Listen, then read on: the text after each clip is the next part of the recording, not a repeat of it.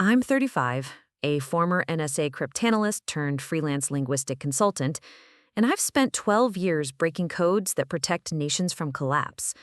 But nothing in 10,000 hours of pattern recognition prepared me for what happened in Terminal C of Meridian International Airport.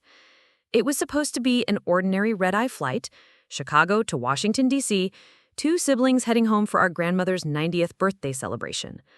My brother Garrett had claimed the aisle seat in row 14 with his typical executive privilege, leaving me squished against the window with my worn laptop bag. As I settled in with my crossword puzzles and linguistics journals, he glanced over with that familiar look of disdain. "Still playing with your little word games, I see," he said, his voice dripping with condescension. "Maybe one day you'll find a real job like the rest of us adults." I didn't respond. Silence had always been my best defense against his relentless need to diminish me. But when the flight attendant's voice crackled over the intercom 40 minutes later, when passengers around us started checking news alerts with growing panic, and when a federal marshal appeared at our row asking for someone called Cipher 7, everything Garrett thought he knew about his lazy little sister was about to shatter. The truth is, Garrett had never understood what I actually did for a living. To him, I was the sister who dropped out of his prestigious Whitmore University business program to study useless ancient languages and mathematical theory. The sister who lived in a cramped apartment in Riverside Heights instead of his glass tower in downtown Meridian City. The sister who wore thrift store cardigans to family dinners while he sported $1,000 suits. What he didn't know, what our entire family didn't know, was that for the past 8 years, I had been one of only 17 people in the country cleared for Project Blackstone, the government's most classified cryptographic initiative.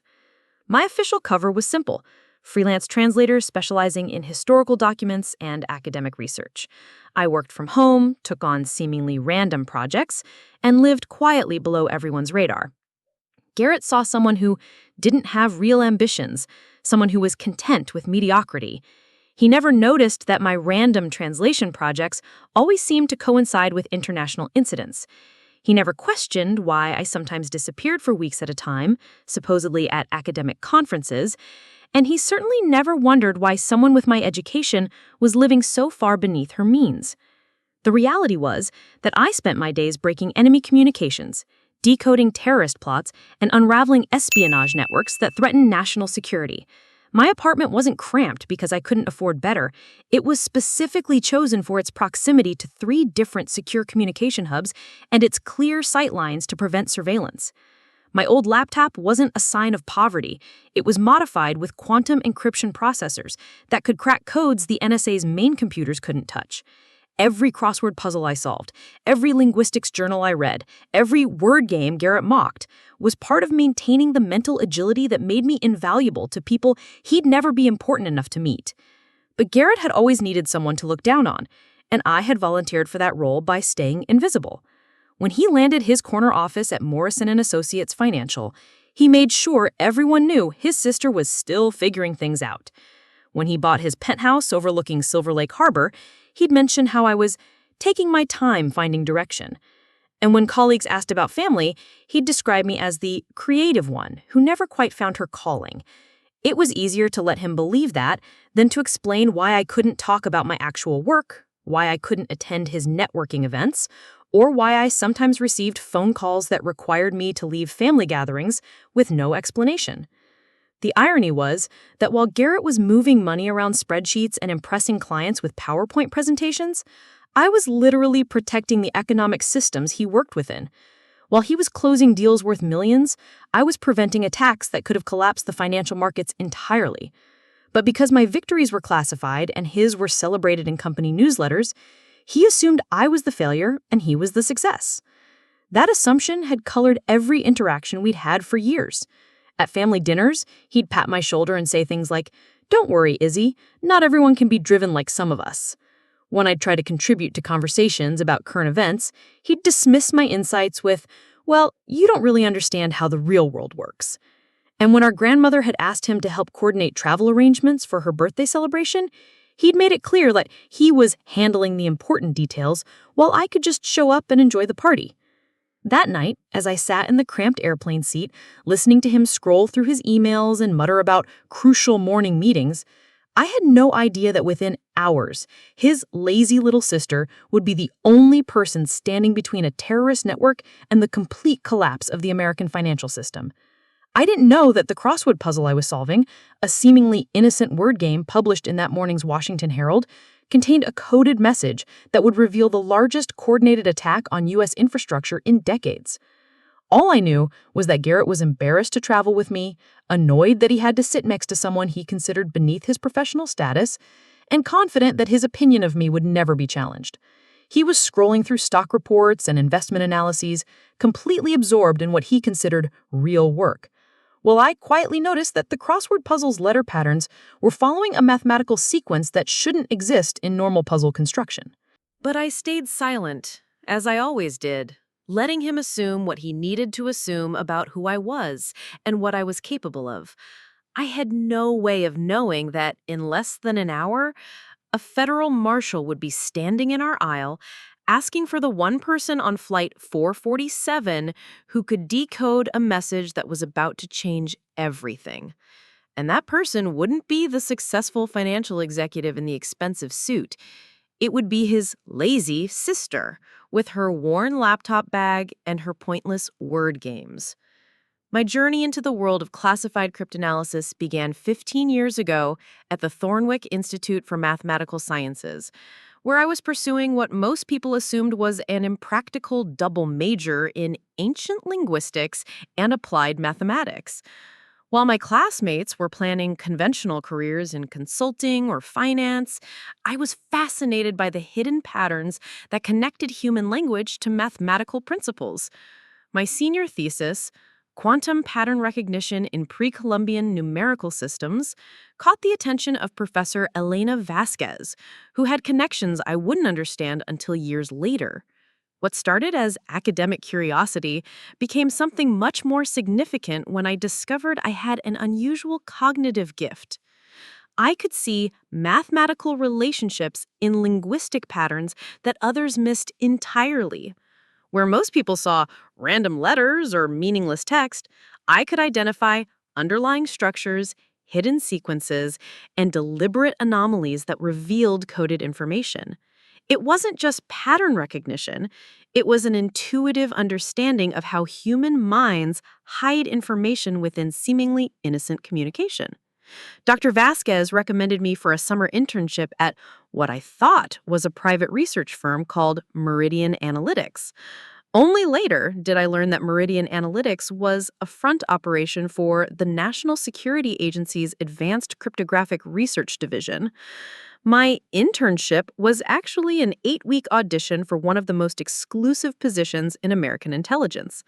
Out of 847 candidates that summer, only 3 of us were offered permanent positions. Of those 3, I was the only one who passed the final psychological evaluation required for Blackstone clearance. The work itself was unlike anything most people could imagine.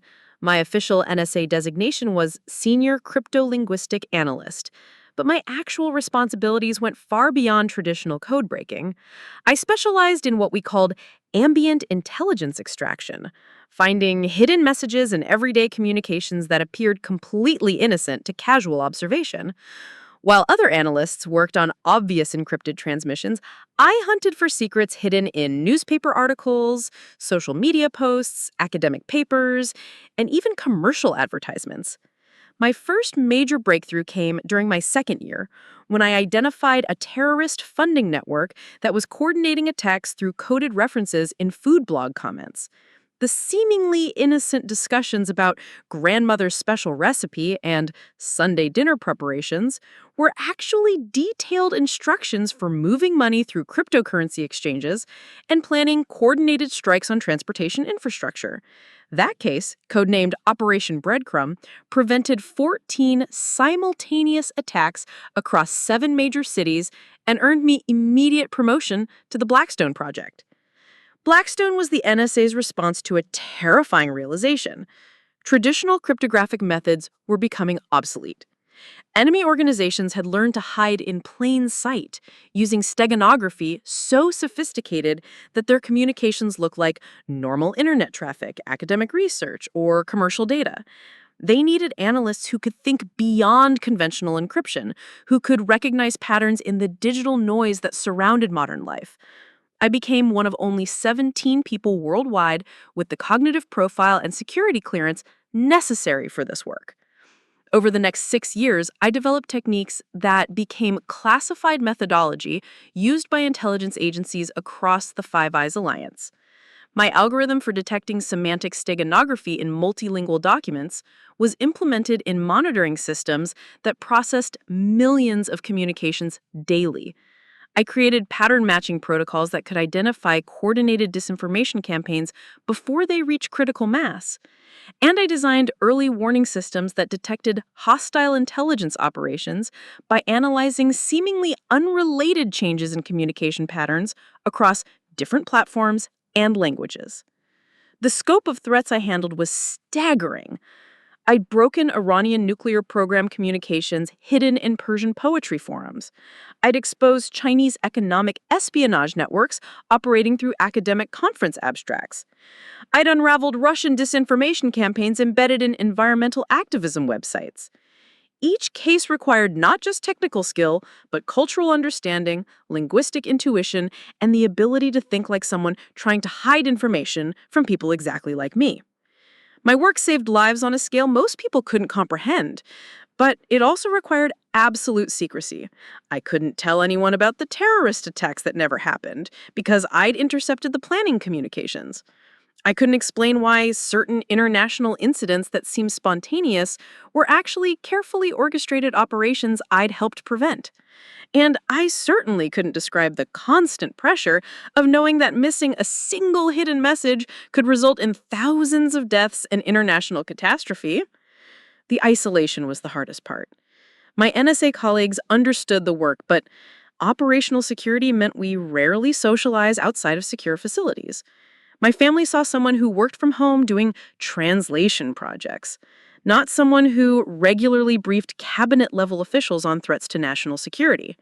Friends from college assumed I'd settled for a quiet academic life, unaware that I held security clearances higher than most senators and had personal meetings with intelligence chiefs from allied nations.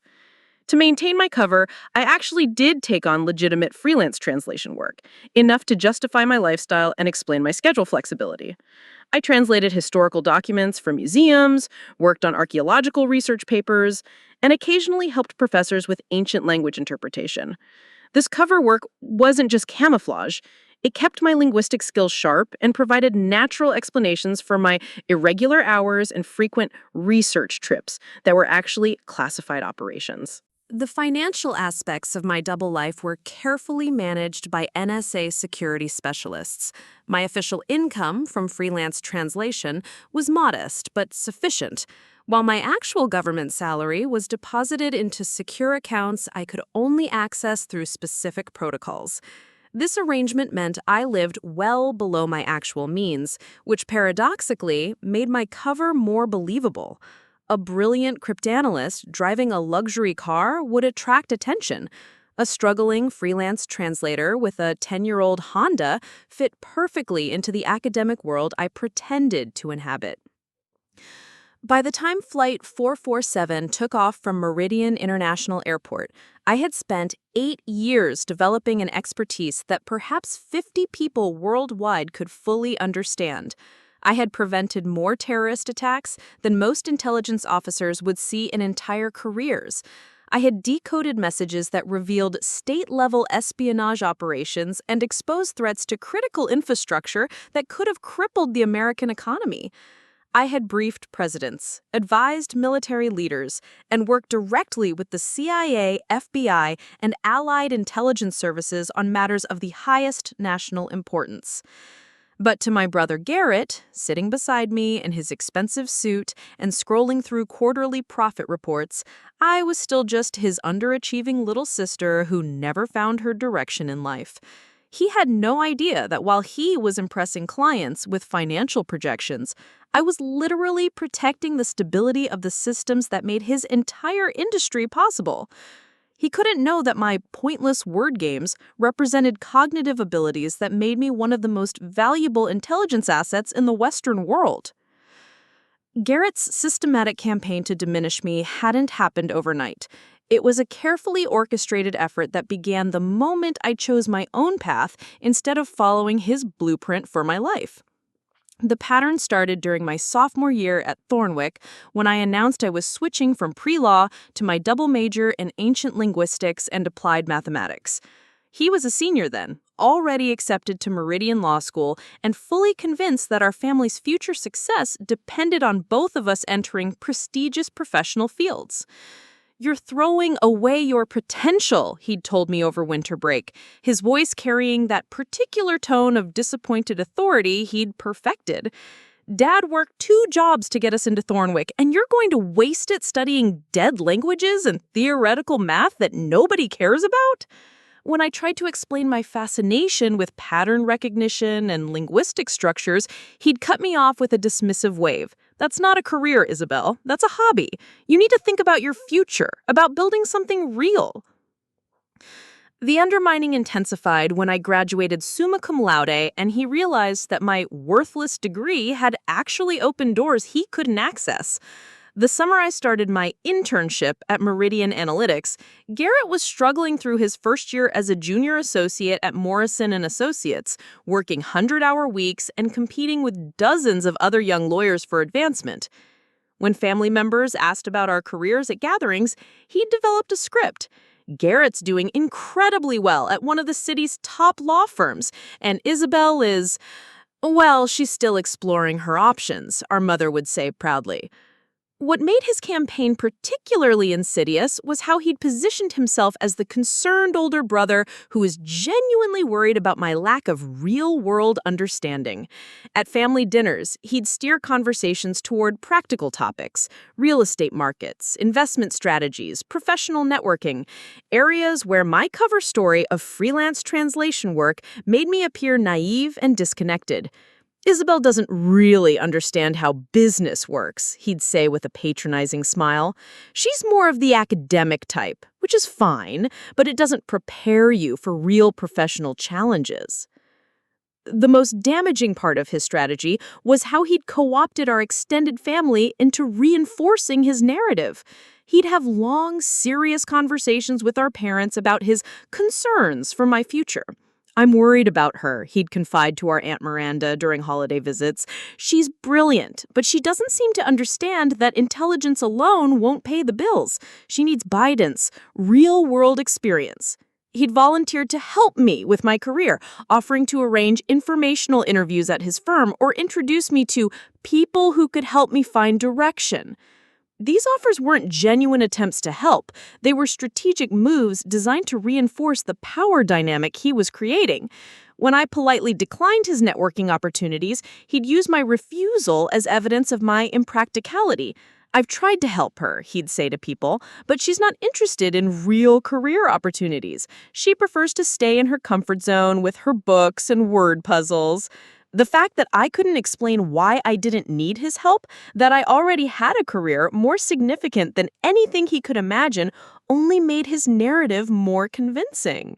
The financial weapon he'd developed was particularly cruel. Garrett made a point of publicly tracking and commenting on indicators of my supposed financial struggle. When I drove my 10-year-old Honda to family events while he arrived in his leased BMW, he'd make concerned comments about helping me find something more reliable. When I shopped at discount stores or wore the same clothes repeatedly, he'd suggest I might benefit from learning about budgeting and professional appearance. He had no way of knowing that my modest lifestyle was carefully calculated to maintain operational security, not the result of actual financial limitation. During my 3rd year with the NSA, when I was developing the algorithms that would eventually become standard intelligence protocols, Garrett decided to escalate his campaign by involving our parents more directly. He arranged a series of family investment planning meetings, ostensibly to help our aging parents organize their finances, but actually designed to highlight my apparent lack of financial sophistication. "We need to think about Isabel's future too," he'd say during these sessions. "She doesn't have the kind of stable career trajectory that would qualify her for conventional loans or investment opportunities." These meetings were masterclasses in subtle humiliation. Garrett would discuss his partnership track at Morrison & Associates, his growing client list, and his 5-year plan for financial independence, while I sat quietly, unable to mention that my security clearance gave me access to economic intelligence that could predict market movements months in advance. When the conversation turned to my situation, I could only describe my freelance translation work and acknowledge that my income was variable and project-dependent. The psychological pressure was constant and exhausting. Every family gathering became a performance where I had to pretend to be struggling while he demonstrated his success. Every conversation about current events required me to appear less informed than I actually was, since my real knowledge came from classified briefings he could never access. Every discussion about career goals forced me to invent fictional aspirations that sounded appropriately modest and uncertain. Garrett had also learned to weaponize our parents' natural worry about my unconventional choices. He'd have private conversations with our mother about my isolation and lack of social connections, knowing that she'd relay her concerns to me later. "Your brother thinks you might be spending too much time alone," she'd say gently. "He's worried that you're not building the kind of professional network that could help you advance." These well-meaning interventions felt like betrayals, even though I understood that our parents were simply responding to the incomplete information they'd been given.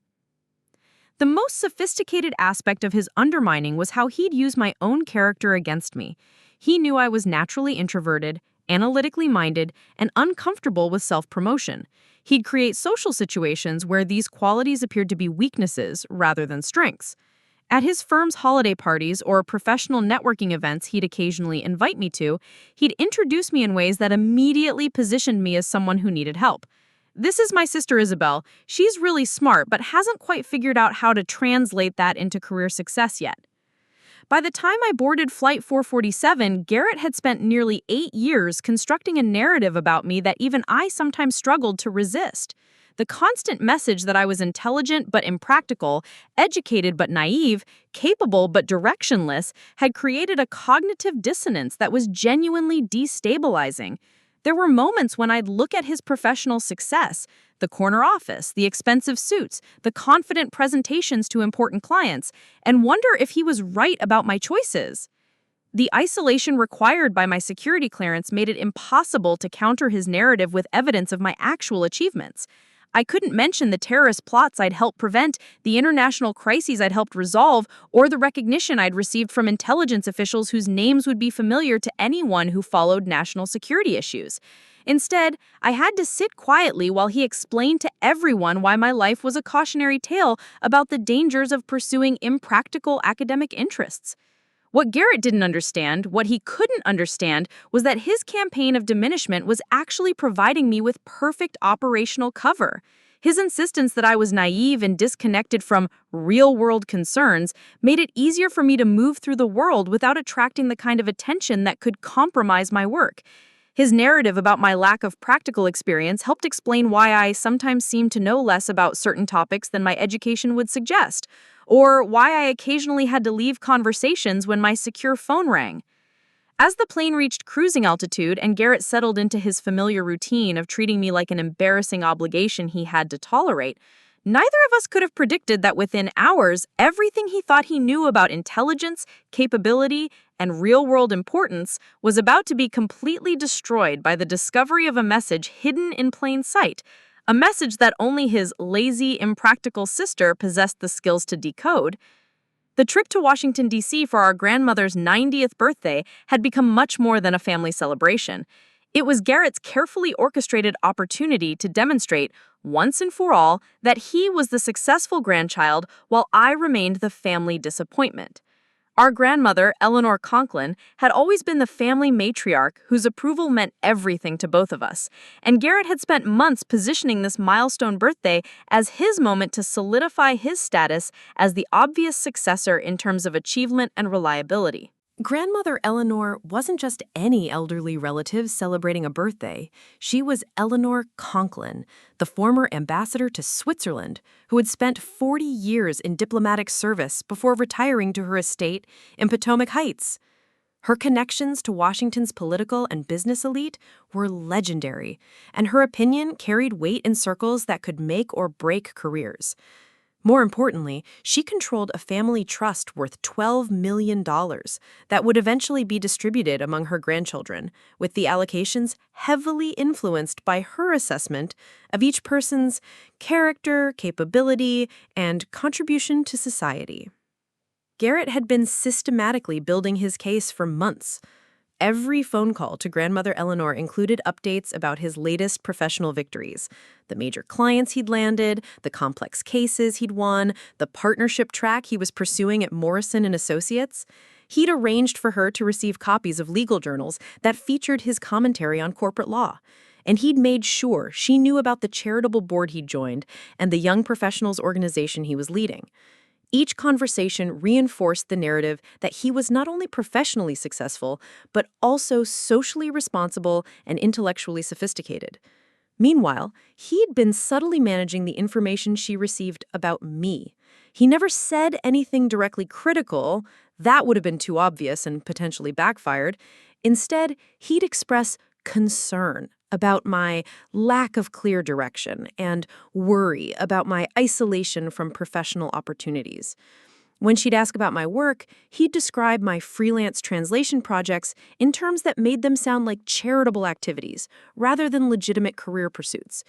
Isabel's very dedicated to her academic interests, he'd say carefully, but I sometimes wonder if she's limiting herself by avoiding more traditional career paths. The birthday celebration itself had become a 3-day event that Garrett had largely orchestrated.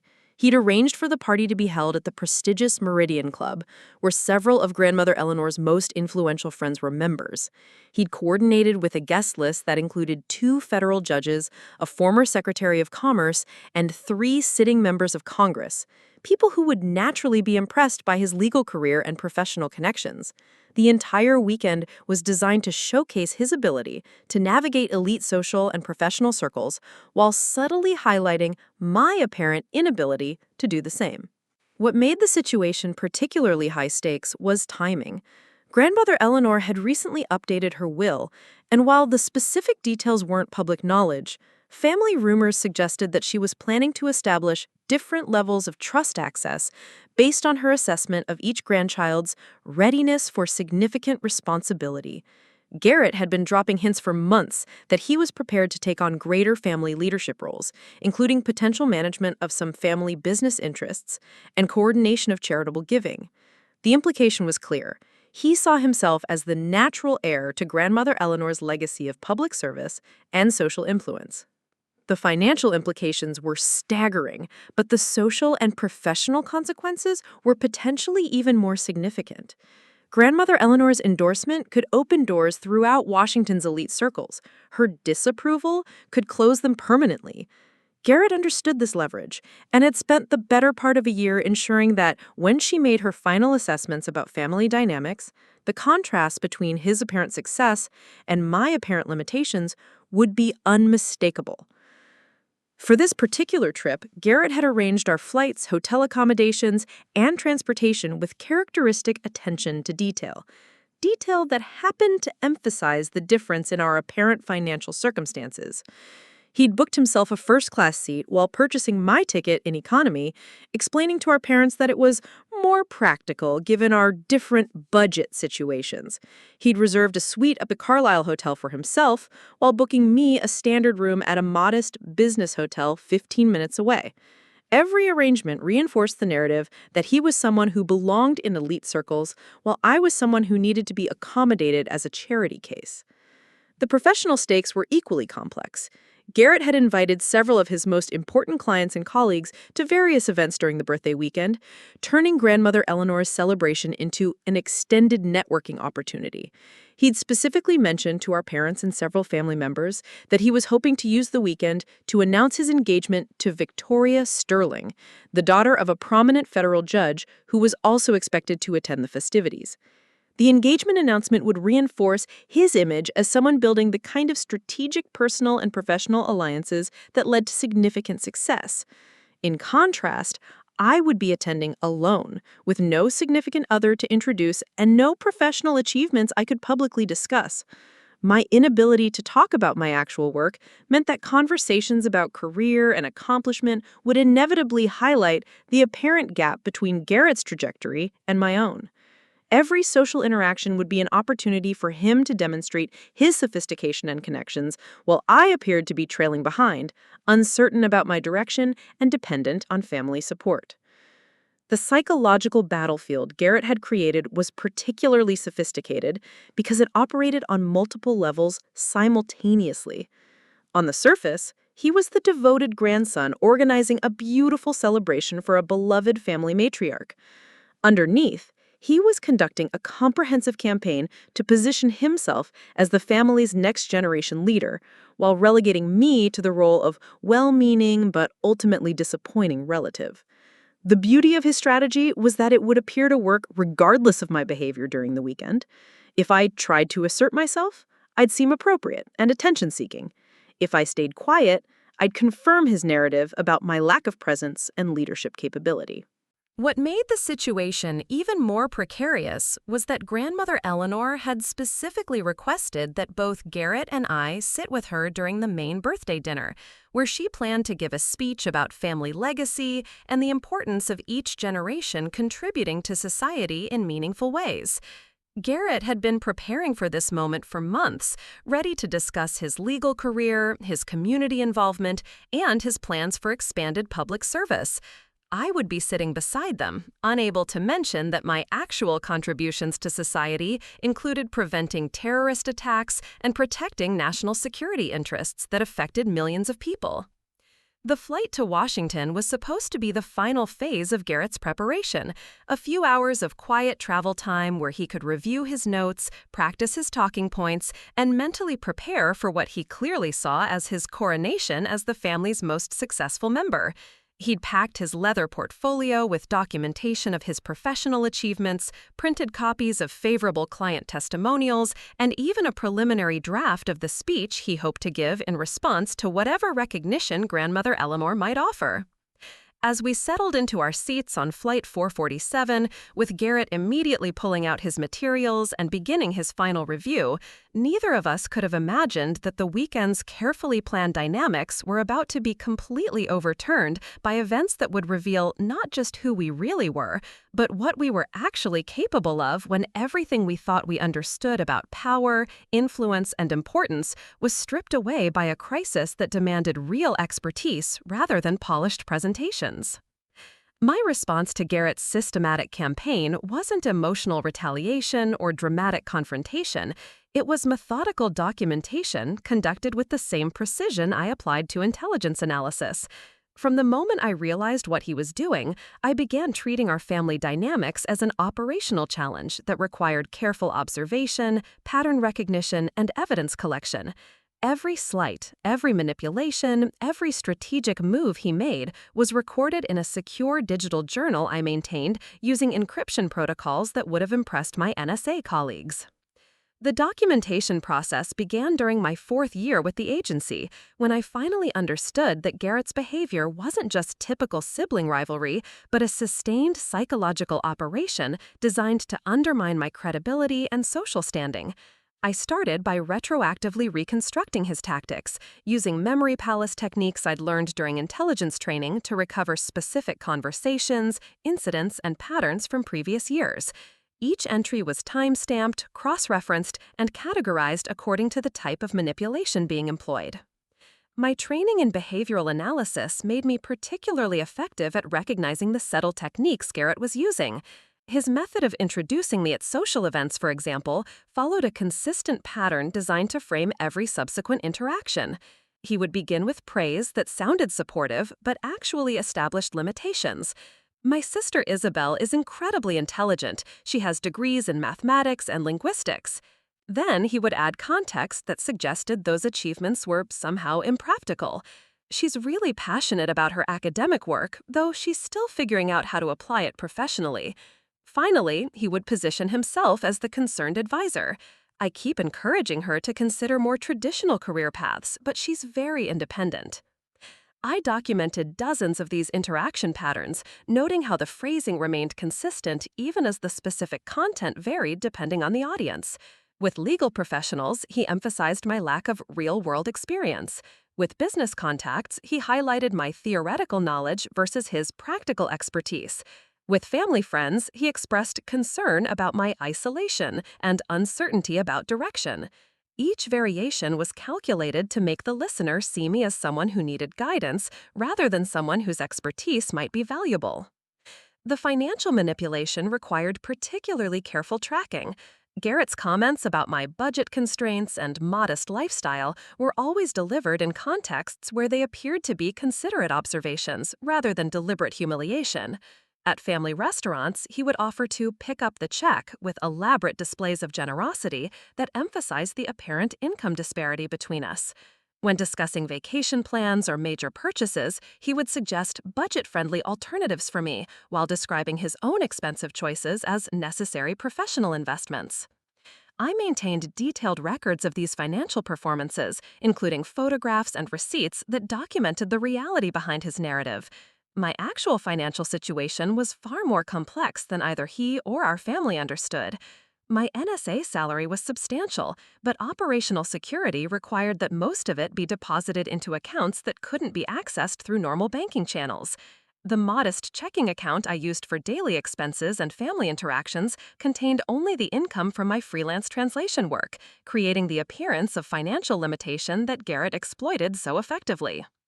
More significantly, I began documenting the impact of his campaign on other family members' perceptions and behaviors. I recorded conversations where our parents repeated his concerns about my lack of direction, noting how his private conversations with them were influencing their interactions with me. I tracked instances where extended family members offered helpful career advice that clearly originated from discussions with Garrett. Most painfully, I documented how even grandmother Eleanor had begun asking questions that reflected his influence. "Isabel, dear, have you thought about what you want to accomplish in the next few years? And your brother seems so focused on building something meaningful. Have you considered what legacy you'd like to create?" The psychological documentation was the most challenging aspect of this process. I had to maintain emotional distance while recording incidents that were genuinely hurtful and isolating. Each family gathering became an intelligence-gathering operation, where I observed manipulation techniques, recorded specific phrases, and analyzed the effectiveness of different strategies. I developed shorthand notation systems that allowed me to take notes discreetly during conversations, then expand them into detailed analyses later. My professional training in counterintelligence proved invaluable for this personal application. I learned to recognize when Garrett was fishing for information about my work, my finances, or my personal relationships that he could later use strategically. I documented his attempts to learn details about my translation projects, his questions about my travel schedule, and his efforts to understand my income sources. Each fishing expedition revealed his strategic thinking and helped me develop more effective operational security for my actual work.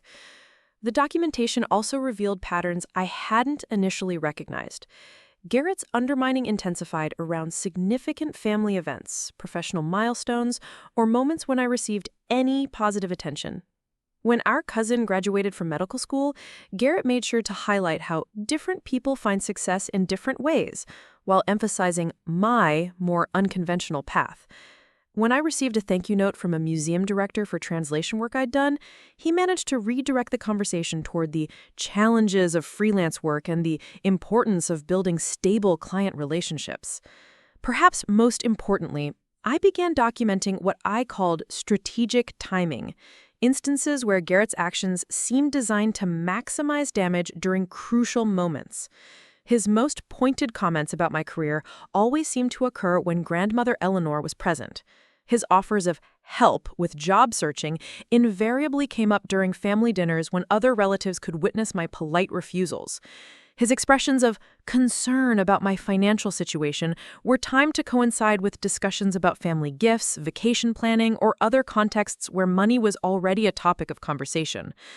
The digital security for this documentation was as sophisticated as anything I used for classified work. I maintained multiple encrypted backups, used secure communication protocols for any notes taken on mobile devices, and developed coding systems that would protect sensitive information even if the files were somehow compromised.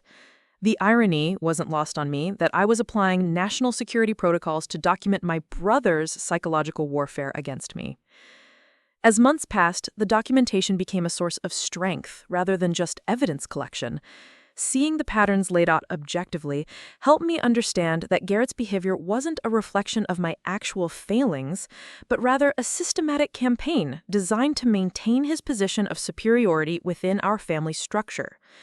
Each recorded incident became proof that my perceptions were accurate and that his manipulation was deliberate rather than accidental.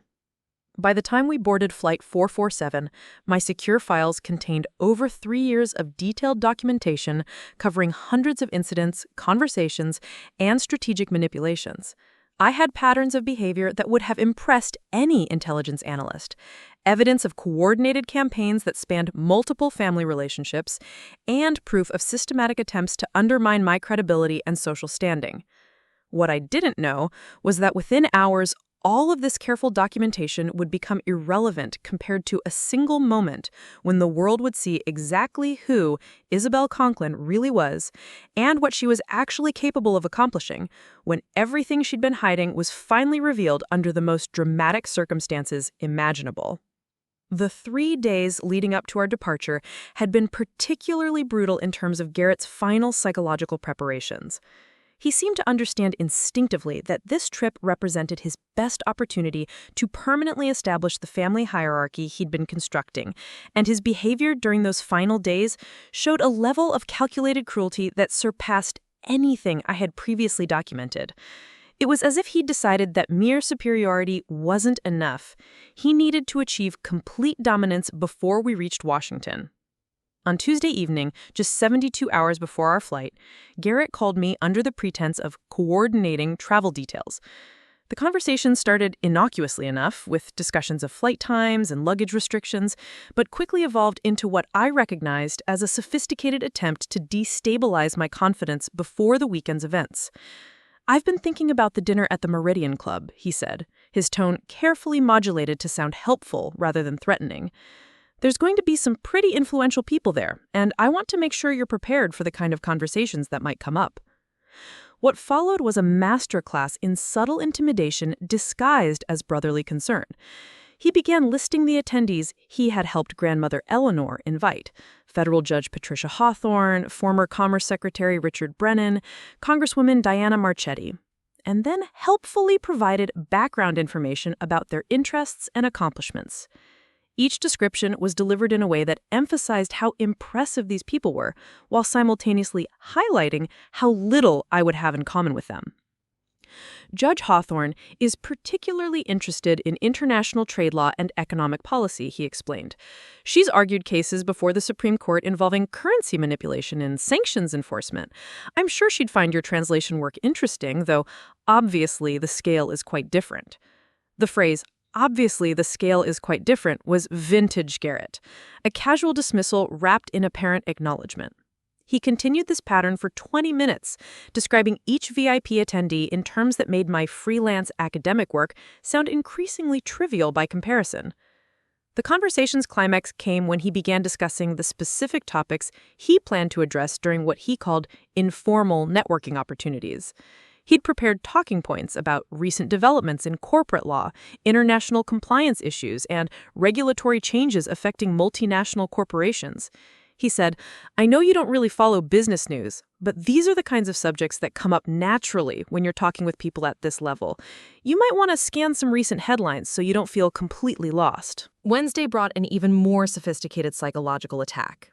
Garrett arranged to meet me for lunch at Café Central, one of the city's most expensive restaurants, ostensibly to give me some materials that might be helpful for the weekend. The materials turned out to be printed articles about the various attendees, along with what he described as conversation starters for different social situations. The entire presentation was designed to reinforce his narrative that I was unprepared for elite social interactions and needed his guidance to avoid embarrassing myself. But the most damaging part of the lunch was how he weaponized other diners' presence to demonstrate our supposed relationship dynamic. He made a point of ordering expensive line and premium menu items while suggesting I might prefer something lighter when I moved toward the pricier options. He paid the check with an elaborate show of generosity, making sure nearby tables could observe his patronizing kindness toward his apparently financially struggling sister. Most cunningly, he spent the entire meal speaking loudly enough for adjacent diners to hear his advice about how I should present myself at sophisticated Washington social events. "The key thing to remember," he said, his voice carrying to at least 3 nearby tables, "is that these people appreciate directness and substance. They're not impressed by academic credentials alone. They want to know what you've actually accomplished in practical terms."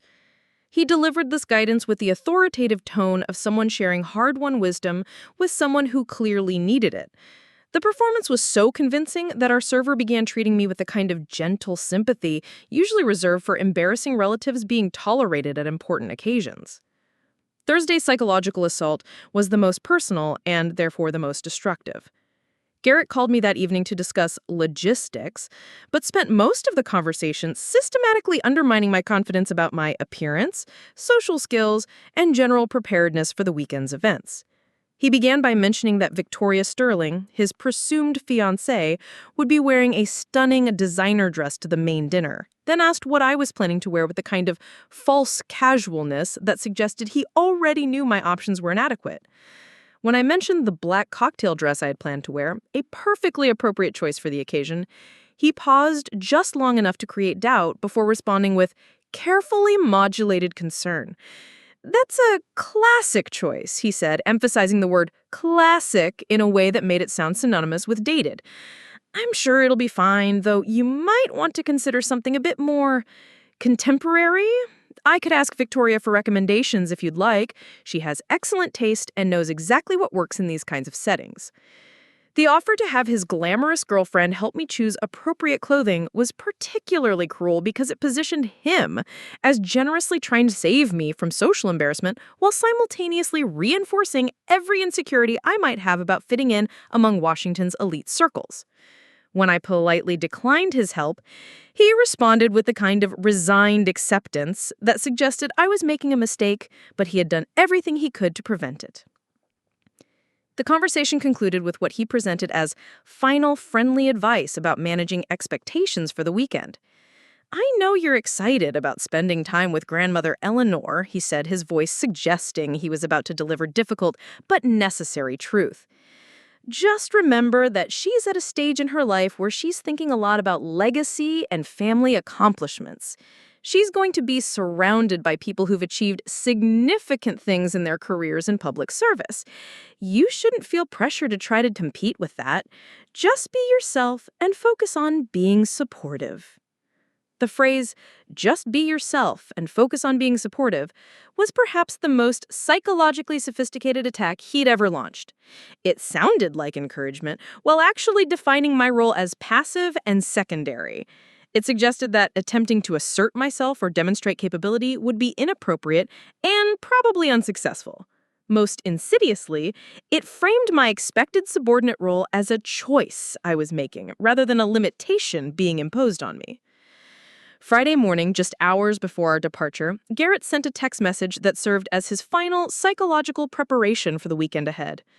"Looking forward to celebrating grandmother Eleanor with you. This is going to be such an important weekend for our family's future. I'm grateful we can share this moment together, and I hope you feel proud to be part of something so meaningful."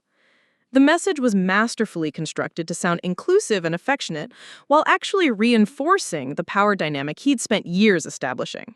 The phrase, "important weekend for our family's future," suggested that significant decisions would be made, while "I hope you feel proud to be part of something so meaningful" positioned me as a grateful observer rather than an active participant in shaping whatever outcomes emerged. As I boarded Flight 447 and settled into my economy seat, while Garrett arranged his first-class amenities, I understood that Garrett felt completely confident about the weekend ahead.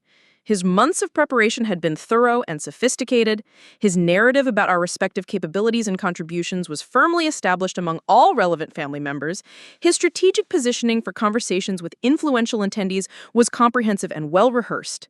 He had every reason to believe that the next 72 hours would permanently cement his status as the family's most successful and capable member, while relegating me to the role of well-meaning but ultimately disappointing relative who needed guidance and support. What Garrett couldn't have known is that while he'd been perfecting his psychological manipulation techniques, I'd been developing skills that would make all of his careful planning completely irrelevant the moment a real crisis emerged. The first 38 minutes of Flight 447 proceeded exactly as Garrett had planned. He settled into his first-class seat with the satisfied air of someone whose preparations were complete and whose victory was assured. Through the gap between seats, I could see him reviewing his notes one final time, occasionally glancing at his phone to check messages from colleagues and clients who would be attending the weekend's events. Everything about his posture suggested a man who was completely in control of his circumstances and confident about the outcomes he'd orchestrated. Meanwhile, I sat quietly in row 14, working on the crossword puzzle from that morning's Washington Herald while mentally preparing for 3 days of psychological endurance. The puzzle was unusually challenging, which I appreciated. It would give me something intellectually engaging to focus on, while Garrett continued his performance of superiority. As I filled in the answers, I noticed that several of the clues seemed oddly specific, almost as if they were referencing current events or technical terminology that wouldn't normally appear in a general audience puzzle. The pattern that caught my attention wasn't obvious at first. It started with seemingly innocent clues like Swiss banking code and encryption standard used in secure communications. These could have been coincidental. Crossword constructors often used technical terms when they needed specific letter combinations. But as I continued solving, I encountered clues that referenced financial network vulnerability and digital infrastructure weakness protocol. The specificity was unusual, and the answers formed letter sequences that my pattern recognition training flagged as potentially significant. By minute 35 of the flight, I had completed roughly 60% of the puzzle and was becoming increasingly certain that what I was looking at wasn't a conventional crossword at all.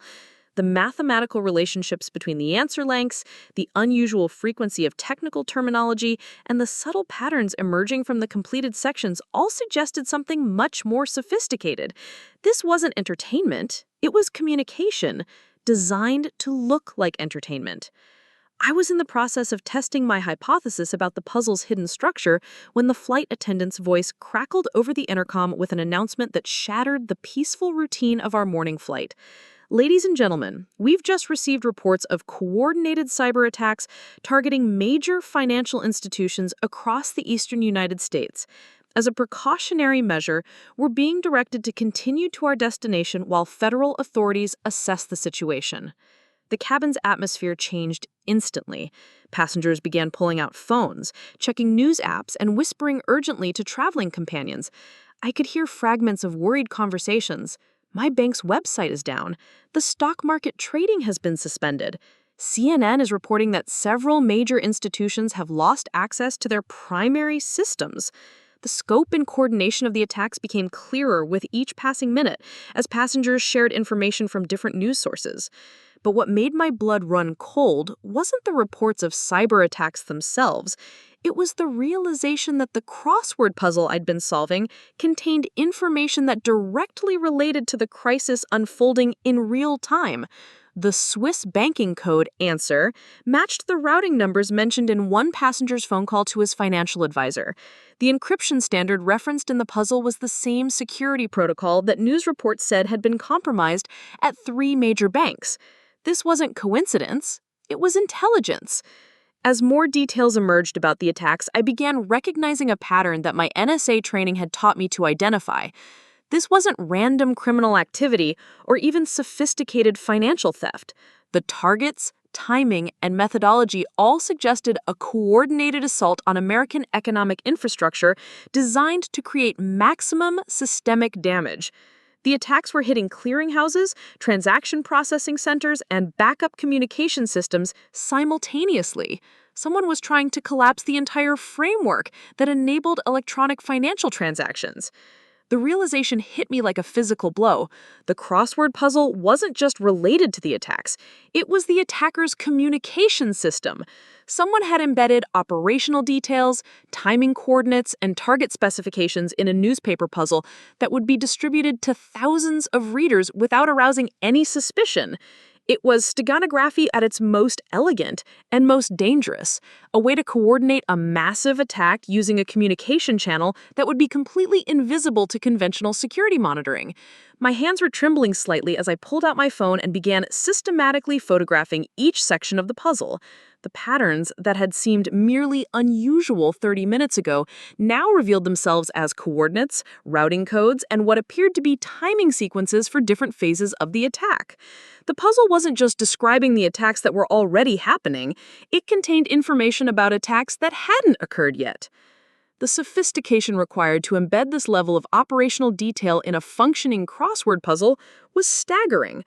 Someone with advanced knowledge of both cryptographic techniques and puzzle construction had spent weeks or months developing this communication method. The fact that it had been published in a major media outlet suggested either an incredibly sophisticated social engineering operation or the possibility that the conspiracy included people with access to editorial systems at legitimate media organizations. As I continued analyzing the puzzle, I could hear Garrett's voice from the first-class cabin, loud enough to carry over several rows. He was on his phone with someone, probably a colleague or client, discussing the limited impact the cyber attacks would likely have on well-positioned firms like Morrison & Associates. His tone suggested he viewed the crisis primarily as a business opportunity, a chance to demonstrate his firm's stability and preparedness while competitors struggled with compromised systems. This is exactly the kind of situation where established relationships and proven reliability become competitive advantages, I heard him say. Clients need to know they're working with people who can navigate uncertainty and maintain operations even when others are scrambling. Even in the middle of a national security crisis, Garrett was positioning himself for professional advancement and making sure his voice carried far enough for other passengers to appreciate his sophisticated analysis of the situation. But what Garrett didn't understand, what none of the other passengers could understand, was that the limited impact he was dismissing so confidently was actually the opening phase of something much larger and more devastating. The crossword puzzle revealed that the attacks already occurring were designed to disable primary financial systems so that backup systems would automatically activate. Once those backup systems were online and handling the full load of American financial transactions, a second wave of attacks would target them specifically, creating a cascade failure that would shut down electronic commerce entirely. The timeline embedded in the puzzle suggested that the second wave was scheduled to begin in approximately 4 hours, which would coincide with peak trading activity as West Coast markets opened and European markets reached their daily transaction peaks. The economic damage from a complete shutdown of electronic financial systems during peak global trading hours would be measured in hundreds of billions of dollars. More importantly, the social and political consequences of such a collapse could destabilize American society in ways that would take years to recover from. As I sat there analyzing the most sophisticated terrorist communication I'd ever encountered, listening to my brother confidently explain how minimal the impact would be on people who understood business as well as he did, I realized that the weekend's carefully planned family dynamics were about to become completely irrelevant. In approximately 4 hours, when the second wave of attacks began, nothing that Garrett had prepared for would matter compared to the question of whether someone could decode the information necessary to prevent the collapse of the American economy. And in that moment, surrounded by 200 passengers who had no idea what was actually happening, I understood that my years of hiding, my carefully maintained cover story, and my acceptance of Garrett's narrative about my limitations were about to end in the most dramatic way possible. Because the federal marshal who was about to appear at our row wouldn't be looking for Garrett's impressive legal credentials or professional connections. He would be looking for the one person on Flight 447 who possessed the specialized knowledge necessary to decode a message that was hidden in plain sight.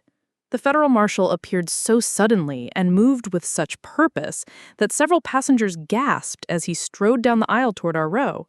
He was a tall man in his 40s with the kind of controlled intensity that immediately identified him as law enforcement, even without the discreet badge visible on his jacket. His eyes swept the cabin methodically, but I could tell he was looking for someone specific. When his gaze settled on our row, I felt my stomach tighten with a mixture of anticipation and dread. "Excuse me," he said, his voice carrying the authority of someone accustomed to immediate compliance. "I'm looking for someone who might be able to help with the situation we're facing." He paused, consulting a small device in his hand that looked like a specialized communication terminal.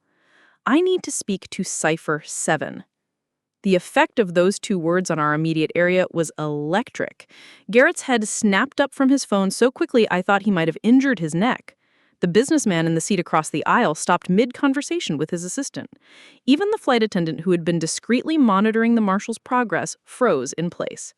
But for me, hearing my operational call sign spoken aloud in a civilian environment was like hearing thunder announce the end of everything I'd worked 8 years to protect. Cipher 7. The marshal repeated, his voice slightly louder now. We have a code black situation involving embedded cryptographic intelligence, and we need immediate analysis from someone with Blackstone clearance. He was looking directly at me now, though I hadn't made any movement or given any indication that I recognized the terminology he was using. Somehow, he knew exactly who he was looking for. Garrett's confusion was almost comical if the situation hadn't been so serious. He stood up partially in his seat, clearly assuming there had been some mistake. "Officer," he said, with the kind of confident authority he used when correcting subordinates at his law firm. "I think you might be confused. There's no one here by that name. This is my sister Isabel, and I'm Garrett Conklin from Morrison & Associates. Perhaps I can help you with whatever legal issues—" "Sir, please remain seated," the marshal interrupted, without even glancing at Garrett. His attention was focused entirely on me, and I could see in his eyes that he knew exactly who I was and what I was capable of.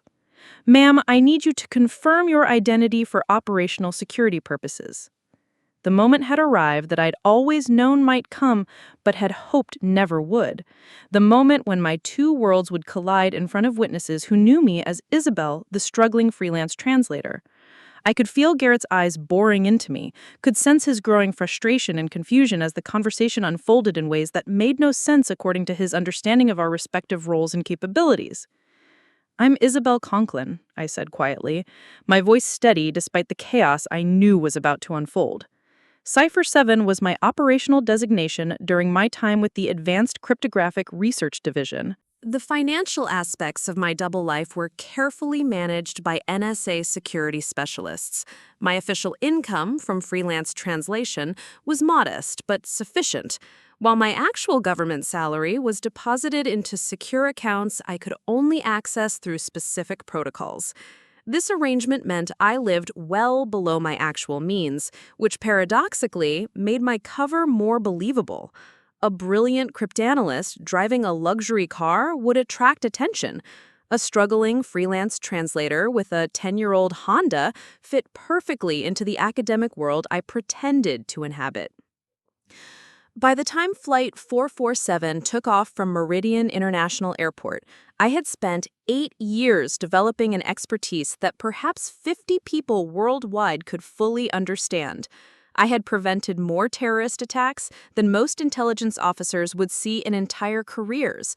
I had decoded messages that revealed state-level espionage operations and exposed threats to critical infrastructure that could have crippled the American economy. I had briefed presidents, advised military leaders, and worked directly with the CIA, FBI, and allied intelligence services on matters of the highest national importance. But to my brother Garrett, sitting beside me in his expensive suit and scrolling through quarterly profit reports, I was still just his underachieving little sister who never found her direction in life. He had no idea that while he was impressing clients with financial projections, I was literally protecting the stability of the systems that made his entire industry possible. He couldn't know that my pointless word games represented cognitive abilities that made me one of the most valuable intelligence assets in the Western world. Garrett's systematic campaign to diminish me hadn't happened overnight. It was a carefully orchestrated effort that began the moment I chose my own path instead of following his blueprint for my life. The pattern started during my sophomore year at Thornwick when I announced I was switching from pre-law to my double major in ancient linguistics and applied mathematics. He was a senior then, already accepted to Meridian Law School and fully convinced that our family's future success depended on both of us entering prestigious professional fields. "You're throwing away your potential," he'd told me over winter break, his voice carrying that particular tone of disappointed authority he'd perfected. "Dad worked 2 jobs to get us into Thornwick, and you're going to waste it studying dead languages and theoretical math that nobody cares about?"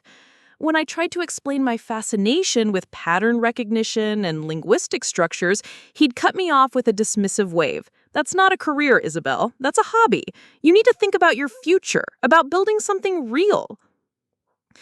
The undermining intensified when I graduated summa cum laude and he realized that my worthless degree had actually opened doors he couldn't access. The summer I started my internship at Meridian Analytics, Garrett was struggling through his first year as a junior associate at Morrison & Associates, working 100-hour weeks and competing with dozens of other young lawyers for advancement. When family members asked about our careers at gatherings, he'd developed a script. Garrett's doing incredibly well at one of the city's top law firms, and Isabel is, well, she's still exploring her options, our mother would say proudly. What made his campaign particularly insidious was how he'd positioned himself as the concerned older brother who was genuinely worried about my lack of real-world understanding. At family dinners, he'd steer conversations toward practical topics, real estate markets, investment strategies, professional networking, areas where my cover story of freelance translation work made me appear naive and disconnected. Isabel doesn't really understand how business works, he'd say with a patronizing smile. She's more of the academic type, which is fine, but it doesn't prepare you for real professional challenges. The most damaging part of his strategy was how he'd co-opted our extended family into reinforcing his narrative.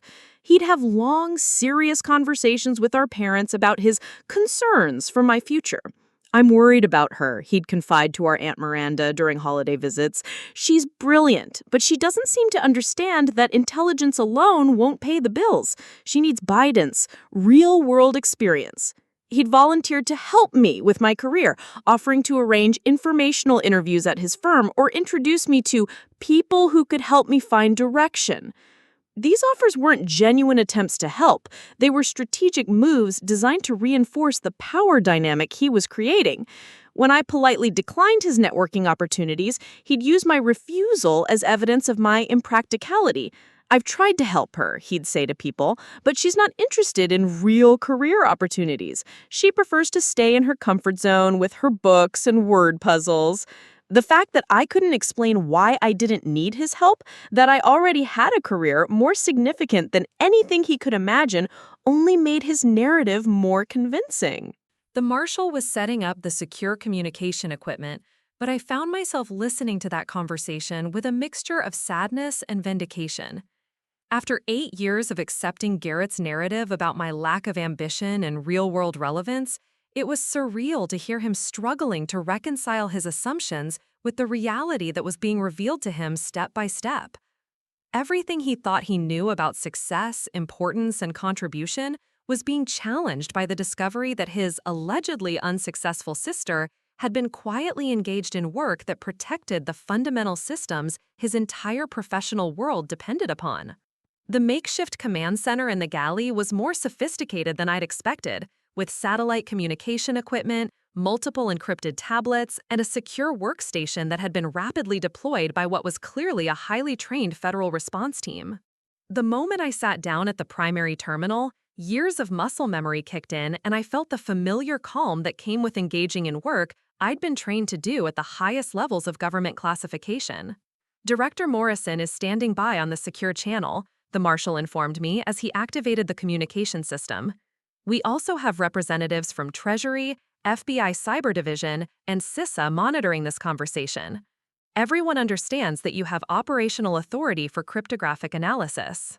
The screen flickered to life, revealing the tired but determined face of Director Sarah Morrison, whose leadership of the NSA's most sensitive operations had earned her recognition as one of the most effective intelligence executives in Washington. "Cipher 7, she said, her voice carrying both relief and urgency. "Thank God we found you. We have a situation that's beyond anything our current teams can handle." "Director, I'm ready to receive briefing materials," I replied, immediately shifting into the professional protocol that had governed my most sensitive work. "I've identified what appears to be embedded operational intelligence in this morning's Washington Herald crossword puzzle. The mathematical relationships and answer patterns suggest sophisticated steganographic communication. That matches our preliminary assessment, Director Morrison confirmed. We've detected coordinated attacks on 17 major financial institutions, but our analysis suggests this is only the first phase of something much larger. We need your pattern recognition capabilities to decode whatever intelligence is embedded in that puzzle. I was already photographing each section of the crossword with the secure tablet they'd provided, using specialized software that could isolate letter patterns, mathematical relationships, and hidden algorithmic structures. As I worked, I could hear conversations from the main cabin where passengers were trying to understand what was happening. Garrett's voice was occasionally audible above the others, still asking questions that revealed his continuing struggle to process the revelation about my actual profession and capabilities. The embedded intelligence is more sophisticated than typical steganography, I reported as my analysis progressed. The constructor used a dual-layer encryption system, surface-level answers that function as a legitimate crossword, with secondary mathematical relationships that encode operational data. My fingers moved rapidly across the tablet's interface, applying algorithmic analysis techniques I developed during my years with Blackstone Project. "Can you decode the operational data?" Director Morrison asked. In the background, I could see other intelligence officials monitoring my progress from what appeared to be the NSA's Crisis Response Center. Affirmative. The pattern is becoming clear. I isolated specific letter sequences and began applying frequency analysis combined with positional cryptography. The attackers used grid coordinates to embed timing sequences, target specifications, and what appears to be activation codes for dormant malware systems. This isn't just communication, it's a command and control mechanism. As I continued working, the scope of what I was uncovering became increasingly alarming. The crossword puzzle wasn't just coordinating the current attacks, it contained detailed specifications for a multi-phase operation designed to systematically collapse American financial infrastructure. The sophistication required to embed this level of operational detail suggested involvement by a state-level intelligence service with access to advanced cryptographic capabilities. "Director, I'm seeing evidence of a three-phase operation," I reported, my voice steady despite the magnitude of what I was discovering. Phase 1 was the initial attacks on primary systems that began 43 minutes ago. Phase 2 is scheduled to activate in approximately 3 hours and 17 minutes, targeting backup systems when they're handling peak transaction loads. Phase 3, I paused as the implications became clear. Phase 3 appears to be designed to trigger simultaneous infrastructure failures across multiple sectors, not just financial, but power grid, telecommunications, and transportation control systems. The silence from the secure communication channel was profound as intelligence officials processed the implications of what I just described. A successful three-phase attack of this scope wouldn't just damage the American economy, it could paralyze society itself for weeks or months. Cipher 7, do you have enough decoded intelligence to identify specific targets and timing for phases 2 and 3? Director Morrison's voice carried the weight of someone who understood that my answer could determine whether millions of Americans would wake up tomorrow to functioning infrastructure or complete chaos. "Working on it now," I replied, applying advanced pattern matching algorithms to extract the remaining embedded data. The encoding system uses prime number relationships combined with linguistic steganography. Give me another 8 minutes for complete extraction. While I worked, I became aware that the atmosphere in the main cabin had shifted dramatically. Passengers who had initially been worried about the financial implications were beginning to understand that something much more serious was unfolding. I could hear flight attendants quietly reassuring travelers while the federal marshal coordinated with ground-based security teams. Most significantly, I could hear conversations where passengers were discussing my involvement in terms that would have been unimaginable 2 hours earlier. "That woman is some kind of NSA specialist," someone was saying. "They flew a federal marshal up here specifically to get her expertise on this cyber attack situation." Another voice added, "I heard her brother saying she's been working for the government for 8 years, doing some kind of classified code-breaking work." The irony wasn't lost on me that while I was engaged in the most critical intelligence analysis of my career, my personal life was being completely reorganized by strangers who were reassessing everything they'd observed about my family dynamic. The quiet woman who had appeared to be traveling as an afterthought to her successful brother's important business trip was now recognized as the reason federal authorities had been able to respond effectively to a national security crisis. Extraction complete. I announced as the final pieces of embedded intelligence revealed themselves. Director, I have complete operational specifications for all 3 phases, including specific target lists, timing sequences, and malware activation protocols. Transmitting encrypted analysis now. Outstanding work, Cipher 7, Director Morrison replied as her team received my decoded intelligence. This information gives us everything we need to prevent phases 2 and 3. You may have just saved the American economy. As I began preparing detailed briefing materials for the federal response teams, I could hear Garrett's voice more clearly from the main cabin. He was talking to the federal marshal, who had returned to coordinate with ground-based security operations. Officer, I have to ask, Garrett was saying, his voice carrying a mixture of amazement and humility I'd never heard from him before. What exactly does my sister do for the government?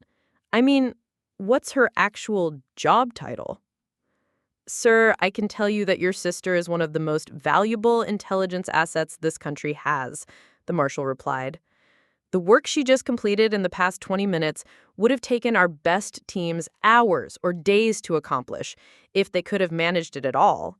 When people at her level of clearance and capability are mentioned in intelligence briefings, it's usually in terms of, what would we do if we didn't have access to someone like Cipher 7?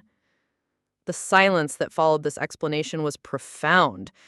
I could picture Garrett processing the information, trying to reconcile this description with 8 years of assuming that his sister lacked real-world relevance and practical capabilities. Everything he thought he understood about success, importance, and contribution was being systematically demolished by the reality of what Isabel Conklin actually did when she wasn't playing the role of struggling freelance translator. She saved the economy? I heard Garrett ask quietly. Sir, based on what we've learned in the past hour, your sister may have prevented the most devastating attack on American infrastructure in our nation's history, the marshal confirmed. The intelligence she just decoded will allow us to stop attacks that could have paralyzed society for months. As I finished transmitting my analysis to the federal response teams and began preparing for the next phase of crisis coordination, I realized that more than just national security had been transformed during the past hour.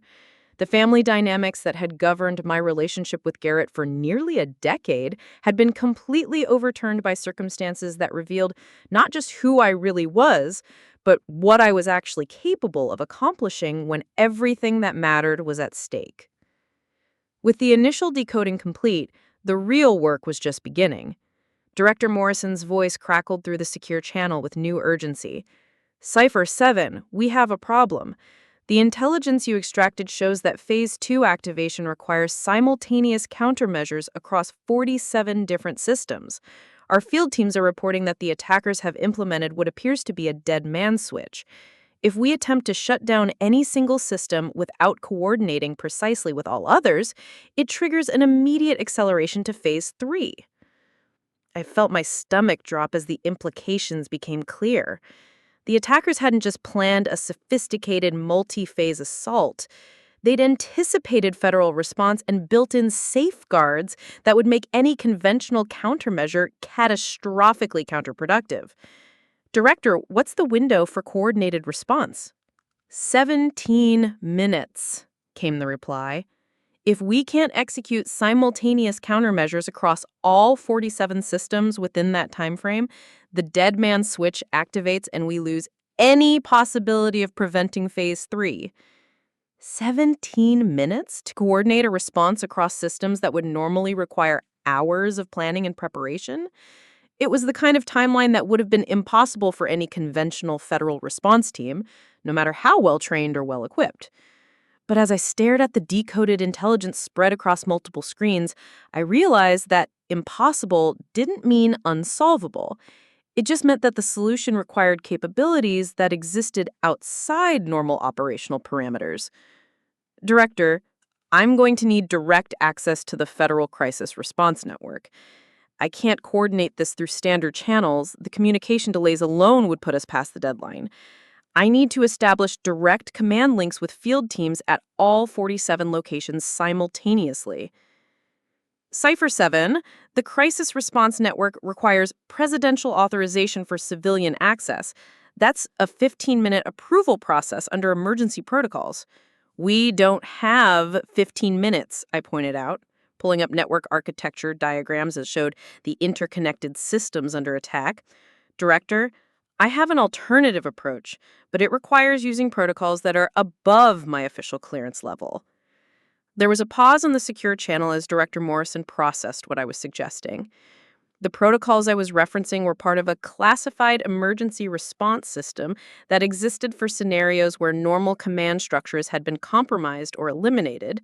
Using them without proper authorization was technically a federal crime, but not using them would mean watching American society collapse in real time. Explain your alternative approach, Director Morrison said finally. I can establish unauthorized access to the crisis response network using techniques I developed during Blackstone Project, I replied, my hands moving rapidly across multiple interfaces. The system architecture has vulnerabilities that I identified during Red Team exercises 3 years ago. I never reported them because they were intended as backup access points for exactly this kind of scenario. The irony was staggering. I was going to save American infrastructure by exploiting weaknesses in American security systems that I'd discovered during my official work to protect those same systems. It was the kind of ethical paradox that intelligence professionals trained their entire careers to navigate. Cipher 7. If you proceed with unauthorized network access, you're assuming personal responsibility for the consequences, Director Morrison warned. Even if you succeed, there will be investigations, hearings, and potential criminal charges.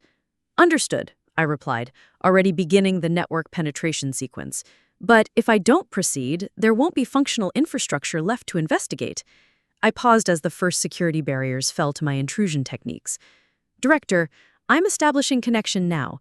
You'll have direct command access to all field teams in approximately 4 minutes. As I worked, I became aware that the conversation in the main cabin had evolved into something approaching awe. Passengers were no longer discussing the cyber attacks in terms of personal inconvenience.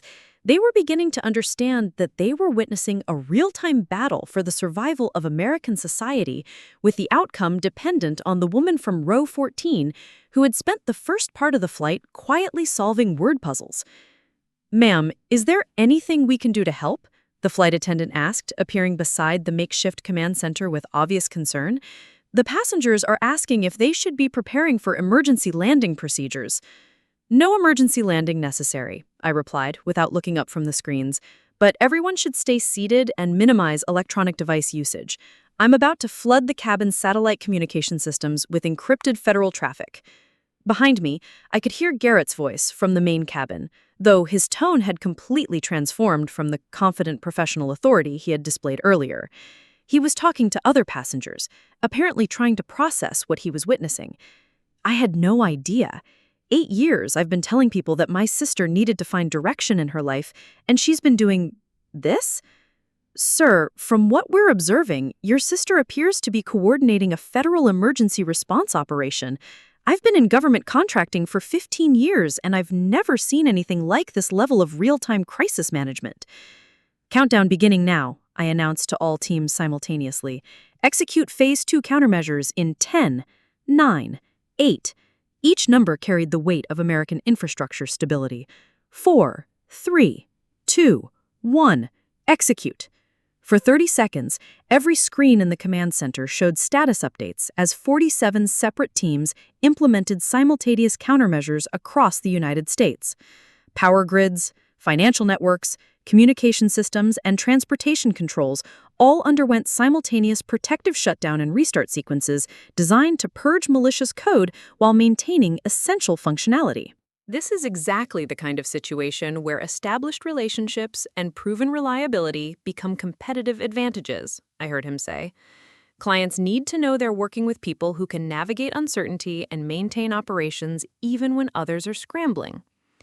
Even in the middle of a national security crisis, Garrett was positioning himself for professional advancement and making sure his voice carried far enough for other passengers to appreciate his sophisticated analysis of the situation. But what Garrett didn't understand, what none of the other passengers could understand, was that the limited impact he was dismissing so confidently was actually the opening phase of something much larger and more devastating. The crossword puzzle revealed that the attacks already occurring were designed to disable primary financial systems so that backup systems would automatically activate. Once those backup systems were online and handling the full load of American financial transactions, a second wave of attacks would target them specifically, creating a cascade failure that would shut down electronic commerce entirely.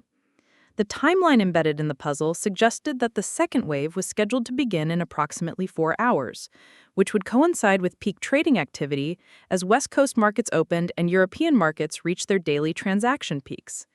The economic damage from a complete shutdown of electronic financial systems during peak global trading hours would be measured in hundreds of billions of dollars.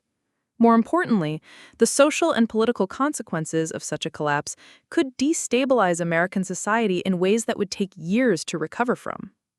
As I sat there analyzing the most sophisticated terrorist communication I'd ever encountered, listening to my brother confidently explain how minimal the impact would be on people who understood business as well as he did, I realized that the weekend's carefully planned family dynamics were about to become completely irrelevant.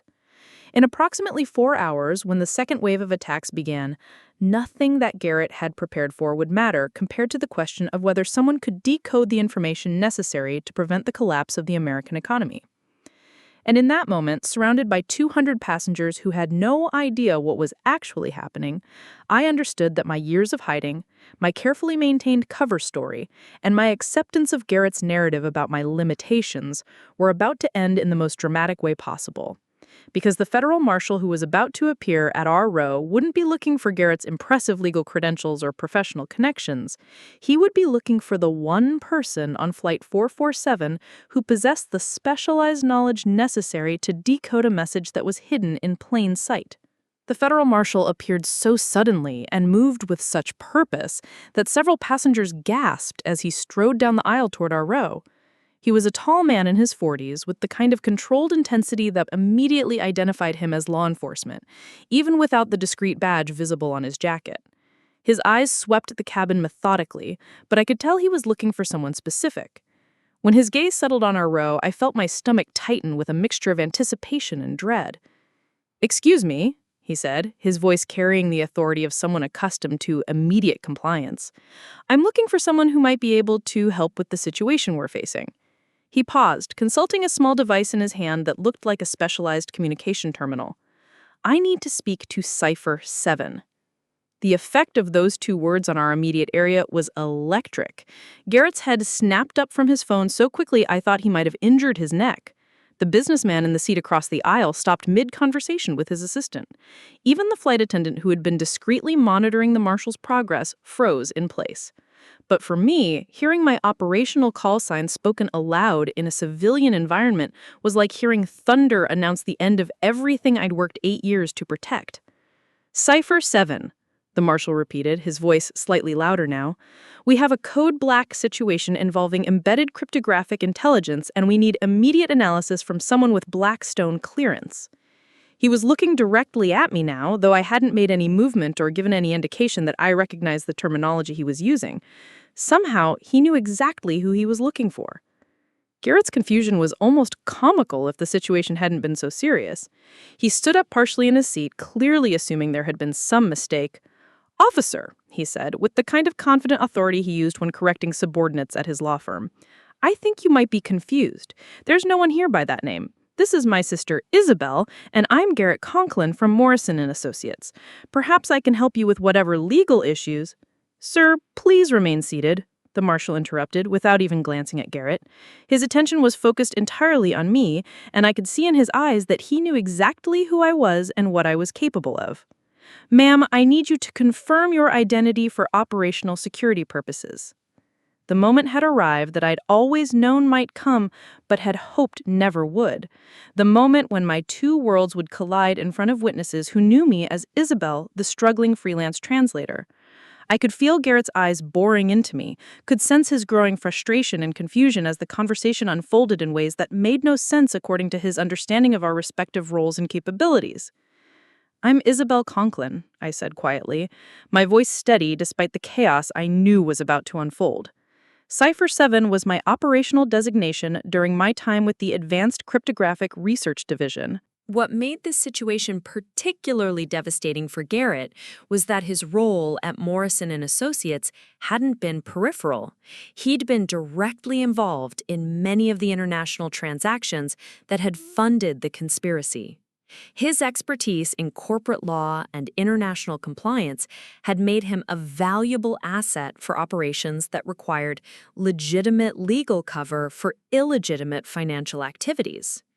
Cipher 7. We're receiving reports that federal agents are executing search warrants at Morrison and Associates offices in New York, Chicago, and Los Angeles. Director Morrison announced. Your analysis has provided the evidence necessary for a comprehensive investigation of domestic financial support for foreign intelligence operations. As the full scope of the conspiracy was revealed, the personal implications for Garrett became inescapable. The firm he'd used to establish his superiority over me wasn't just professionally unsuccessful, it was actively treasonous. The important clients he'd been so proud to serve included foreign intelligence operatives and domestic conspirators planning the destruction of American infrastructure. The sophisticated international transactions he'd been coordinating were actually funding mechanisms for the most serious attack on American society in decades. Isabel. Garrett's voice came from directly behind me as he approached the command center, his face pale and his hands trembling slightly.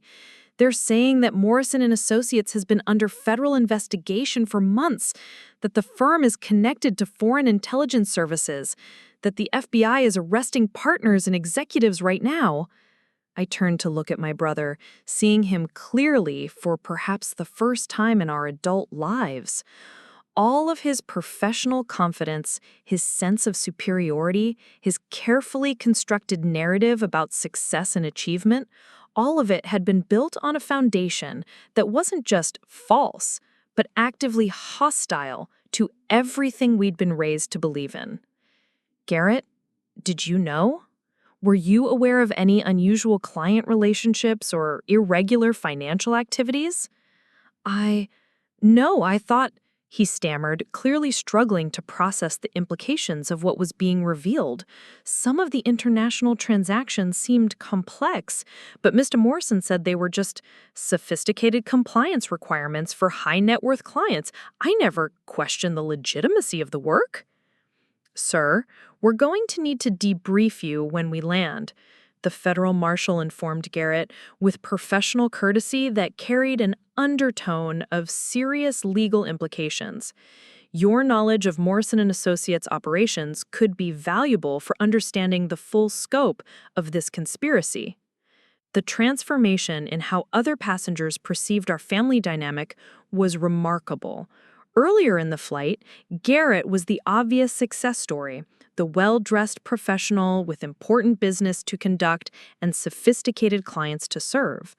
I had been the apparent afterthought, the sister with unclear career prospects and modest achievements.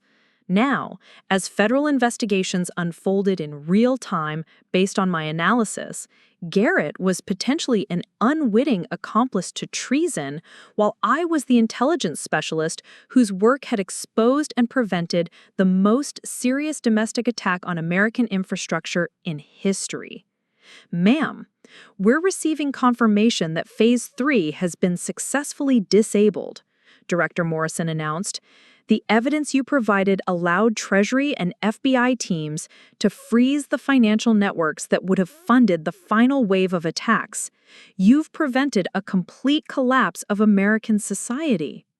As I prepared to transmit final briefing materials to the federal response teams, I could hear conversations throughout the cabin where passengers were discussing the extraordinary reversal of everything they'd observed about my relationship with Garrett. The quiet woman with her crossword puzzles had turned out to be one of the most important intelligence operatives in the country, while the successful businessman had unwittingly spent years working for a firm that was actively collaborating with foreign enemies. Isabel. Garrett's voice came from directly behind me as he approached the command center, his face pale and his hands trembling slightly. I owe you an apology for everything. For 8 years, I've been telling people that you needed to find real purpose and meaningful work, and you've been protecting all of us from threats I didn't even know existed. The justice in this moment wasn't just professional, it was deeply personal. Every family gathering where Garrett had positioned himself as the successful sibling while portraying me as directionless, every conversation where he expressed concern about my lack of real-world experience, every instance where he'd used his apparent professional achievements to diminish my actual contributions, all of it was being systematically reversed by circumstances that revealed not just who we really were, but what our choices had actually meant for the country we both claimed to serve. 6 months after Flight 447 landed at Reagan National Airport, my life had transformed in ways I could never have anticipated. The congressional hearings, media attention, and professional recognition that followed the prevention of what analysts were calling the most sophisticated domestic terrorism plot in American history had permanently ended my ability to maintain the quiet, invisible existence that operational security had previously required. Instead of returning to my carefully constructed cover as a struggling freelance translator, I found myself at the center of a fundamental restructuring of how America approached cryptographic intelligence and domestic security. The immediate aftermath had been a whirlwind of debriefings, legal proceedings, and testimony that consumed 3 months of intensive work with federal prosecutors, congressional investigators, and international intelligence partners. The Morrison and Associates conspiracy had revealed connections to hostile intelligence services across 4 countries, with tentacles reaching into defense contractors, financial institutions, and even certain members of Congress who had unknowingly been compromised through targeted influence operations. Garrett's situation had been resolved more favorably than initially expected. The extensive documentation I'd maintained of his behavior patterns, combined with federal investigators' analysis of his work at Morrison and Associates, established conclusively that he'd been an unwitting participant rather than a knowing conspirator. His legal expertise had been exploited by senior partners who had carefully compartmentalized their illegal activities to ensure that junior associates like Garrett remained ignorant of the firm's actual purposes. The personal transformation in our relationship had been profound and ongoing. The brother who had spent 8 years systematically undermining my confidence and professional standing was now genuinely struggling to understand not just what I did, but who I had always been underneath the cover identity he'd helped me maintain. Our first real conversation after the crisis had taken place in a secure federal facility where Garrett was being debriefed, and his opening words had been, "Isabel, I don't know who you are." "You do know me," I'd replied. "You just never believed that the person you knew could be capable of the work I was actually doing." It was a distinction that took months for both of us to fully process. Rather than returning to classified intelligence work, I'd accepted an offer to direct a new initiative called the Domestic Cryptographic Threat Assessment Program, headquartered at Georgetown University, but funded through a consortium of federal agencies. The program's mission was to train the next generation of intelligence analysts while developing public-private partnerships that could identify and neutralize threats like the Morrison and Associates conspiracy before they reached operational maturity. The academic setting allowed me to teach graduate-level courses in pattern recognition, linguistic cryptography, and threat assessment, while maintaining the kind of public profile that my previous work had made inevitable. Students in my program came from computer science, mathematics, linguistics, and international relations backgrounds, but they all shared the cognitive flexibility necessary for identifying hidden information in seemingly innocent communications. My favorite students were often the ones who reminded me of myself at their age, brilliant but uncertain about how their unconventional interests could translate into meaningful careers. Marcus Chen, a linguistics major who had been dismissed by other professors as too theoretical for practical applications, turned out to have an intuitive understanding of steganographic communication that surpassed many professional analysts. Sarah Rodriguez, a mathematics student whose professors considered her focus on recreational puzzle solving insufficiently rigorous, developed algorithms that improved our ability to detect embedded intelligence by 30%.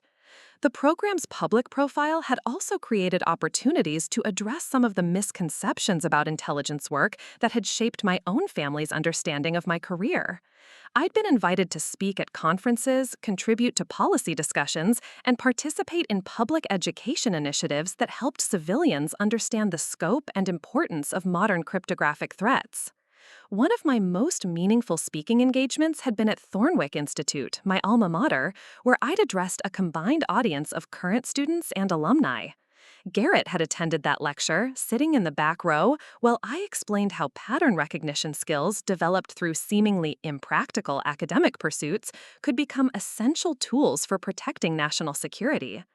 The students who worry their parents the most, I'd said during that lecture, are often the ones developing the cognitive capabilities that their generation will need to address threats we can't yet imagine. The key is learning to recognize that different kinds of intelligence contribute to societal protection in different ways. After the lecture, Garrett had approached me with an expression I'd never seen before, a mixture of pride, regret, and genuine curiosity about the work I was describing. When you were studying ancient languages and mathematical theory at Thornwick, he'd asked, did you know it would lead to this kind of career? I knew it felt important, I'd replied. I just didn't know why yet. Our relationship now was different, more honest, but also more complicated. Garrett had left the legal profession entirely after Morrison & Associates' collapse, eventually finding work with a nonprofit organization that provided legal services to families affected by white-collar crime. His experience of being unwittingly involved in conspiracy had given him insight into how ordinary professionals could be exploited by sophisticated criminal operations. He'd also become one of my program's most effective advocates, speaking to business and legal organizations about the importance of cryptographic threat awareness and the need for better integration between private sector professionals and intelligence communities. His ability to translate technical concepts into language that other business professionals could understand had made him valuable for outreach efforts. The personal growth that had emerged from our crisis was ongoing for both of us. Garrett was learning to recognize and value forms of intelligence and contribution that didn't fit conventional definitions of professional success. I was learning to accept recognition and visibility that felt foreign after years of operational invisibility. Our grandmother's 90th birthday celebration had eventually taken place 8 months later, under circumstances neither of us could have imagined. Instead of being a showcase for Garrett's professional achievements versus my apparent lack of direction, it became an opportunity for our extended family to understand that both of us had found ways to contribute to society that reflected our different strengths and interests. Eleanor Conklin, who had spent 40 years in diplomatic service, understood better than most family members the importance of the work I'd been doing and the sacrifice that maintaining operational cover had required. Isabel, dear, she'd said during that delayed celebration, I always suspected there was more to your story than you were able to share. I'm proud of you for protecting not just our family, but all of us. The trust arrangements she'd been considering were ultimately restructured to support the educational initiatives that both Garrett and I were now pursuing, his work with legal advocacy for fraud victims and my program for training cryptographic intelligence analysts. Rather than choosing between us based on conventional measures of success, she'd recognized that we'd both found ways to serve purposes larger than personal advancement. As I sat in my new office at Georgetown, looking out at students who were developing the skills that would protect their generation from threats that hadn't yet been imagined, I sometimes thought about the crossword puzzle that had changed everything. The Washington Herald had eventually published a detailed analysis of how the puzzle had been constructed and used, turning it into a case study that was now taught in journalism schools, intelligence programs, and communications courses worldwide. But for me, The most important lesson from that experience wasn't technical, it was personal. For 8 years, I'd accepted Garrett's narrative about my limitations and his superiority because maintaining that narrative was operationally useful. The crisis had revealed that sometimes the most important truths can only emerge when circumstances force us to abandon the stories we've been telling about ourselves and acknowledge who we actually are when everything we think we understand about competence, contribution, and courage is stripped away. The students in my program were learning not just how to identify hidden messages in innocent-seeming communications, but how to recognize and trust their own capabilities, even when those capabilities didn't fit conventional expectations. Because the threats they would face in their careers would require exactly the kind of unconventional thinking that their families and professors might not immediately understand or value. Before we part ways, I'm curious about your own experiences with being underestimated or having to prove capabilities that others didn't recognize. Have you ever found yourself in situations where your actual abilities were quite different from how others perceive them? Share your thoughts in the comments. I read every response and find that these stories of hidden strength and unexpected expertise create connections that remind us all that competence comes in forms we don't always anticipate. And if this story resonated with your own experiences of having to prove yourself when others doubted your capabilities, consider subscribing for more stories that explore how people find strength in moments when everything they thought they knew about themselves and others gets challenged by circumstances that demand the very best of who they really are. Because sometimes the most important victories aren't about changing the world, they're about finally becoming brave enough to show the world who you've been all along. Up next, you've got 2 more standout stories right on your screen. If this one hits the mark, you won't want to pass these up. Just click and check them out. And don't forget to like, subscribe, and turn on the notification bell so you don't miss any upload from us.